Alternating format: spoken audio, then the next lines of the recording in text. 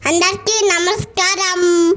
ఈరోజు నేను నిమ్మకాయ పులిహోర ఎలా చేస్తానో చూస్తాం రండి. ముందుగా మనకి కావాలి పల్లీలు, పసుపు, ఉద్దివేలు, పచ్చిమిర్చి, అల్లం, సాసులు, శనగబేలు, కస్తేసిన కొత్తిమీర, జీలకర్ర, ఉప్పు, కరివేపాకు, ఒక నిమ్మకాయ, ఇంగువ, నూనె, అంటే వచ్చేయండి చేస్తాం. ముందుగా కడాయి పెట్టకండి, అందులో కాస్త నూనె వేయండి. ఇప్పుడు సాసులు వేసుకుందాం. జీలకర్ర, శనగబేలు, పల్లీలు వేసుకుందాం. కరివేపాకు వేసుకోవాలి.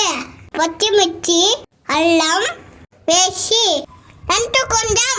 దంచిన పచ్చిమిర్చి అల్లంని వేసుకుందాం. వేసి బాగా కలపాలి.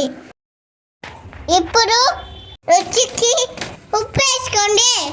బాగా కలపండి. ఇప్పుడు కాస్త పసుపు వేయండి. ఒక బౌల్లో అన్నం తీసుకొని నిమ్మకాయ రసం పిండండి. మనం ముందుగా రెడీ చేసిన కొంచెం వేసి కలపండి. బాగా కలుపుకోవాలి.